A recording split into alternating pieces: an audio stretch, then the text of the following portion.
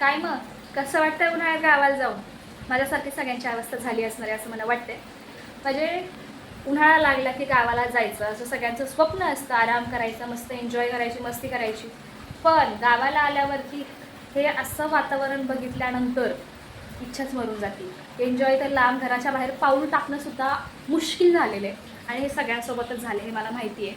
कारण उष्णताच तेवढी की घराबाहेर निघू शकत नाही. घरातसुद्धा म्हणजे तर स्लॅबचं घर ज्यांचं आहे त्यांनाही प्रॉब्लेम आहे आणि ज्यांना पत्र्याचं घर आहे त्यांनाही प्रॉब्लेमच आहे. आता आमचे दोन्ही पण घर आहेत, स्लॅबचं पण आहे, पत्र्याचं पण आहे. दोन्हीकडं बसण्याची इच्छा होत नाही कारण दोन्हीकडं तेवढंच गरम होतं आहे. आता मी सध्या पत्र्याच्या घरात बसली आहे कारण स्लॅबच्या घरातसुद्धा भयंकर गरम होते. आणि आता फॅन चालू आहेत बघा, फॅन चालू आहे, कूलर चालू आहे, तरीसुद्धा किंचितसुद्धा हवा नाही आहे घरात, किंचितसुद्धा गरम हवा आहे, गरम एकदम. आणि ह्या गरम हवेमुळे ना असं चिकट झालं पूर्ण अंग. अक्षरशः आंघोळ करण्याची इच्छा होती 10 वेळा, पण उपयोग होत नाही त्याचा. आणि बसल्या आंघोळ होऊन जाते घामाने.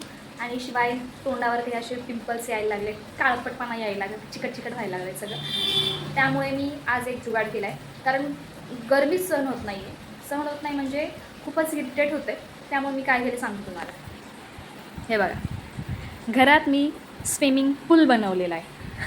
स्विमिंग पूल नाही आहे, घर थंड होण्यासाठी, फरशी थंड होण्यासाठी आहे ना, मी घरात पाणी साचवले. कारण काय झालं आहे, फरशी आणि भिंत दोन्हीसुद्धा तापल्यामुळे ना जास्त गरम हवा येते घरात. म्हणून म्हटलं थोडीशी फरशी काढूया, पाणी असलं की थोडंसं हवा थंड वाटते. आणि आत्ता जेव्हापासून मी पाणी साचवले ना घरात, तेव्हापासून थोडीशी हलकीशी अशी थंड हवा यायला लागली आहे. त्यामुळे पाणी सोडले आणि असं काहीतरी जुगाड करून बसावं लागते. आता सगळ्या घरांमध्ये नाही हे करता येणं कारण बाकीच्या घरांमध्ये सामान आहे आणि ते थोडंसं सामान आहे पण थोडंसं कमी आहे. त्यामुळे आणि खाली अशी जागा आहे बघा खाली, त्यामुळं पाणी असं तर लागण्याचा प्रश्न येत नाही. त्यामुळे मी आता पाणी सोडून बसली मस्त घरात. आणि तरीसुद्धा हे घर मातीचं आहे बघा, सिमेंटाचं घर नाही आहे, तरीसुद्धा एवढं गरम होते. सिमेंटाच्या घरात तर किती गरम होत असेल बापरे. काय उपयोग ना एन्जॉय करण्याचा, काहीच करता येत नाही. तुमच्याकडे असंच आहे का मला जरा कमेंट करून सांगा बरं. आणि असं कोण करणार आहे तेही सांगा. चला मस्त असं एन्जॉय करूया पाण्यात. घरात बसल्या पाणी खेळण्याची मजा असा एन्जॉय करायचा आपण घरात बसून. कारण बाहेर जाऊन आपण काहीच करू शकत नाही ना, रानात जाता येते ना, कुठे बाहेर फिरता येते ना, बाहेर बसता येते.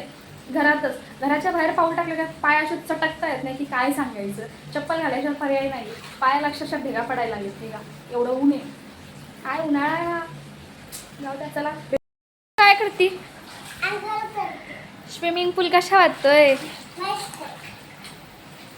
पो जा पुढं. कसं वाटतंय, मजा येते का?